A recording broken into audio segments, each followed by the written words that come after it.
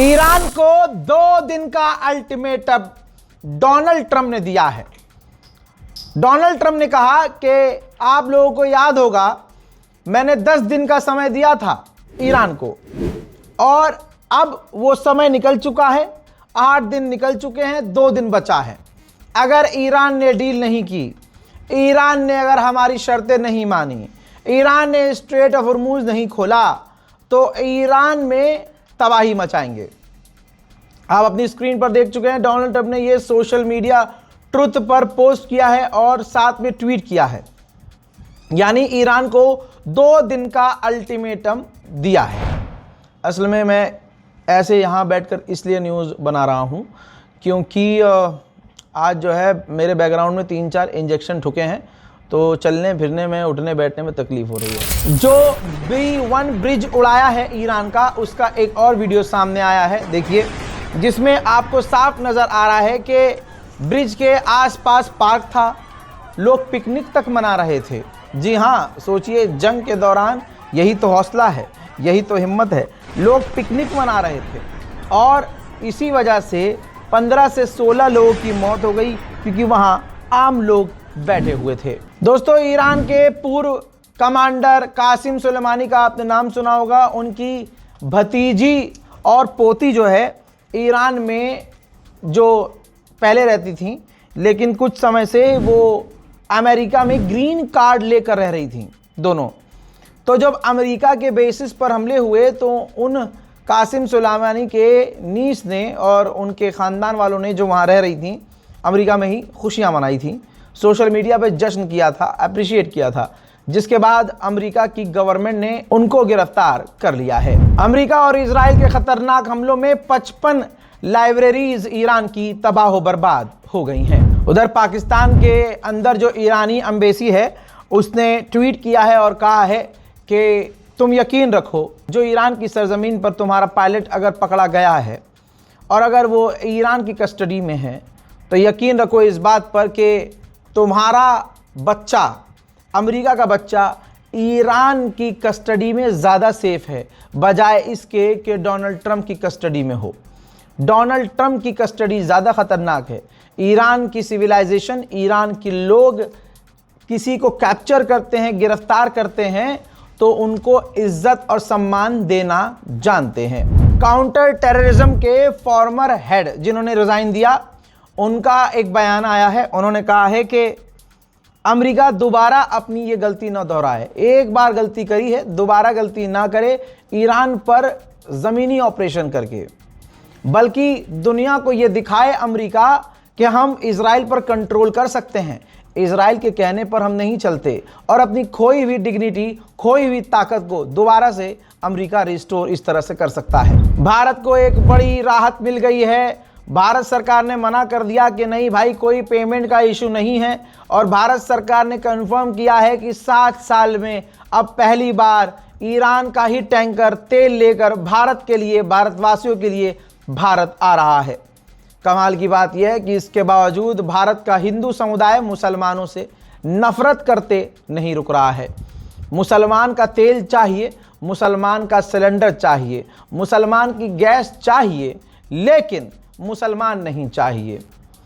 उत्तराखंड का या उसके आसपास का पहाड़ी इलाके का एक वीडियो सामने आया है, जिसके अंदर जुमे की नमाज का वक्त था, तो मुसलमानों ने वहाँ सड़क के किनारे नमाज पढ़ ली, जिस पर इतना बवाल पुलिस के सामने बनाया गया कि आप सोच नहीं सकते। मुसलमानों के खिलाफ नफरत इतनी ज़्यादा है, आप देखकर शायद आप नॉन मुस्लिम हो तो आपको भी तकलीफ़ हो जाए कि ये हम कहाँ जा रहे हैं हजरात। वहीं दूसरी तरफ आप देखेंगे कि हिंदुओं का अगर कोई प्रोग्राम हो, कोई भी प्रोग्राम हो, तो अगले हमारी मस्जिद पर चढ़ जाते हैं, हमारी मस्जिदों के अंदर घुस जाते हैं, अपने सो कॉल्ड धार्मिक प्रोग्राम में मुसलमानों को और दूसरे मजहबों को गाली बकते हैं। क्या क्या दिखाऊं आपको और क्या क्या बताऊं, लेकिन सोचिए, मुसलमान अगर 2 रकअत नमाज पढ़ लेता है तो इनकी भावनाएं आहत हो जाती हैं। वीडियो देखिए। क्या क्या होगा नाम से? आप क्या बोल रहे हैं? आप कहाँ से हो? मैं भी नेरवा से बोल रहा हूँ। नेरवा से? इनके साथ हो आप भी? नहीं नहीं, क्यों इनके साथ? बोलो भारत माता की जय। माता की जय। अरे हम आपसे कट रहे हैं। हाँ, मान गए, अब मान गए, अब आपको मान गए। आपने भारत माता की जय बोली, आपको कुछ नहीं। हाँ बस, सड़क पे नमाज का कृत्य किया ये हक है, ये अधिकार है इनको। हाँ? भारत माता की, भारत माता की, भारत माता की। जय श्री राम। तुम नहीं बोलेगे है ना, तुम नहीं बोलेगे, तुम नमाज पढ़ेगे यहाँ पे, वो भी बीच रोड में हमारे इलाके में आके तुम नमाज पढ़ेगे। हाँ हेलो, शक्लें दिखाओ अपनी, शक्लें दिखाओ, ये घड़ी अपनी दिखाओ। तुम नमाज पढ़ेगे यहाँ पे, बताओ तो। कुवैत ने कहा है कि हमने 8 मिसाइल 19 ईरान के ड्रोन पिछले 24 घंटे में रोके हैं। अमेरिका के टॉप जनरल, टॉप कमांडर बुरी तरह से भड़के हैं अमेरिका के डिफेंस मिनिस्टर पर। अगर आप ध्यान दें तो अमेरिका के जो डिफेंस मिनिस्ट्री हैं, फौज है, उसमें दरार पड़ गई है। अमेरिका के टॉप कमांडर और जनरल अपने ही अमेरिका के डिफेंस मिनिस्टर पर भड़के हैं। कहा कि जिस तरह से टॉप कमांडर और टॉप लीडरों को, जो जनरल कमांडर हैं, उनको अमेरिका के डिफेंस मिनिस्टर निकाल रहे हैं, ये सरासर गलत है, ये इंसेन है, ऐसा नहीं होना चाहिए। ईरान के पब्लिक रिलेशन मैनेजर ने बड़ी बात कही, उन्होंने सबसे बड़ी धमकी दे डाली है। उन्होंने कहा कि अगर डोनाल्ड ट्रंप ने कोई गलती की हमारे इंफ्रास्ट्रक्चर पर बड़ा हमला करके, तो याद रखिएगा पूरी दुनिया इसका खामियाजा भुगतेगी। यकीन कीजिए, ईरान जो कहता है वो कर देता है। रशिया ने ईरान के बुशहर न्यूक्लियर पावर प्लांट पर जो हमला हुआ है उसकी निंदा की है और कहा है कि ये ईविल है, ये शैतानी काम है। ईरान की सरकार ने वहाँ जो ट्राइब्स हैं ईरान के, जो देहातों में और बॉर्डर के इलाके में रहते हैं, उनको शुक्रिया अदा किया है और कहा है कि आपने बहुत अच्छा काम किया, जो अमेरिका के ब्लैक हॉक हेलीकॉप्टर को निशाना बनाया, हिट किया और अमेरिका के हेलीकॉप्टर और फाइटर जेट में आग लगाई। उधर ईरान के समर्थन में इराक में जबरदस्त प्रदर्शन अभी भी जारी हैं।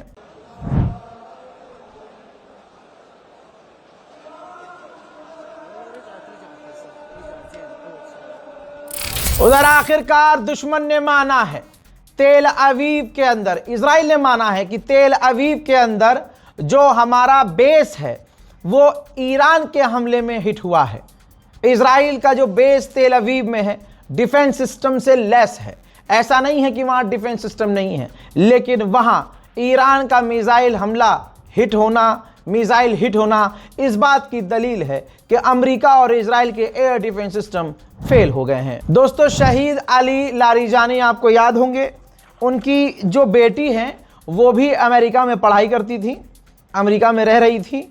अमेरिका ने उनकी बेटी को भी ईरान डिपोर्ट कर दिया है। आधिकारिक आंकड़े के मुताबिक अब तक ईरान के 10 लाख लोग वॉलंटियर कर चुके हैं, सेना को ज्वाइन कर चुके हैं और अगर उनके मुल्क पर मुसीबत आती है, अगर ग्राउंड ऑपरेशन होता है, तो वो अमेरिका से लड़ने के लिए तैयार है। जहां भारत का हिंदू समुदाय मुसलमानों को गालियां बक रहा है, गोदी मीडिया इसलिए खुशी दिखा रहा है क्योंकि अब भारत की जो मदद है, सोना चांदी, ये जेवरात, ये डायरेक्ट ईरान नहीं पहुंच सकता।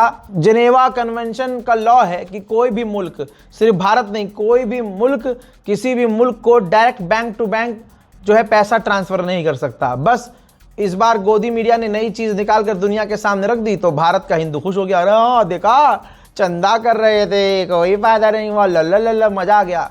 जबकि ये पहले से डिसाइडेड था कि भारत में जो चंदा इकट्ठा होगा उसको पैसे में कन्वर्ट किया जाएगा, उस पैसे से भारत के अंदर ही भारत से मेडिकल किट और तमाम ज़रूरी चीज़ें खरीदी जाएंगी। ऑब्वियसली भारत को इससे बिजनेस भी मिलेगा और वो ज़रूरत का सामान खरीद कर ईरान भेजा जाएगा, ईरान एम्बेसी के द्वारा। लेकिन भारत के हिंदू समुदाय को सिर्फ खुशी इस बात पर है, इसी बात पर बेचारे खुश हो गए हैं कि भाई जो चंदा भारतीयों ने इकट्ठा किया है मुसलमानों ने, वो ईरान नहीं जाएगा, जबकि ऐसा कुछ नहीं है। हजरात, अब आप ये देख लीजिए, जो 7वां टैंकर भारत आ रहा है ईरान से स्ट्रेट ऑफ हॉर्मुज खुलने के बाद, तो जो मुंबई में ईरान की एम्बेसी है उसने ये ट्वीट किया है और कहा है कि गुजरात का जो पोर्ट है उसका रिश्ता ईरान के साथ बहुत पुराना है। भारत और ईरान के रिश्ते बहुत मजबूत हैं और इसी के साथ हम अपने रिश्ते और बेहतर करेंगे। मेरे दोस्तों, परसों का सीन आपको बताऊं, सऊदी अरब की ज़मीन पर जो अमेरिका की एम्बेसी है वहाँ पर एक ड्रोन जाता है और ड्रोन हिट होता है। पहला ड्रोन रात को 1:30 बजे, और वहाँ छेद हो जाता है दीवार में, दीवार टूट जाती है। ठीक 1 मिनट बाद दूसरा ड्रोन उसी छेद से अंदर घुस जाता है अमेरिका की एम्बेसी में, और ऐसा धमाका होता है कि उस अमेरिकी एम्बेसी की 3 फ्लोर जो हैं जलकर राख हो जाती हैं, और इतना बुरी तरह से तबाही मचती है कि अमेरिका कह रहा है कि उसको दोबारा ठीक नहीं किया जा सकता। अब ईरान क्या कह रहा है? ईरान ने कहा कि हमने ये हमला किया ही नहीं है, हमारा ये हमला था ही नहीं, ये हमला इजराइल का था। इजराइल हालात ख़राब कर रहा है। बहरीन में अमेज़ॉन का जो डेटा सेंटर है ईरान ने उड़ा दिया है। इतना डैमेज हो चुका है कि वहाँ की अमेरिकी कंपनियों में काम करने वाले मेरे साथियों ने मुझे बताया है कि सर्वर डाउन है रज़ा भाई, सर्वर काम नहीं कर रहा है, सर्वर काफ़ी स्लो है। ऐसे में आपको बता दूं कि ओरेकल जो कंपनी है, ये भी डेटा सेंटर है, ये दुबई में है, ये भी हिट हुई। दुबई ने कहा कि नहीं, हिट नहीं हुई है, हमने बचा लिया है, ड्रोन को मार गिराया है। लेकिन 24 घंटे के बाद खबर आती है कि ओरेकल की बिल्डिंग हिट हुई है, डेटा सर्वर को नुकसान पहुंचा है, सर्वर डाउन हो गया है। और एक लंबे समय के बाद यूएई ने माना कि हाँ, हमारी ओरेकल की बिल्डिंग डैमेज हुई है। मोहतरम हजरात, ये है अब तक की सबसे ख़ास रिपोर्ट। इस रिपोर्ट को शेयर कीजिएगा, अपनी राय कमेंट सेक्शन में लिखिएगा और हमारे चैनल रज़ाग्राफी एंड स्क्रिप्ट को सब्सक्राइब ज़रूर कीजिएगा। जय हिंद।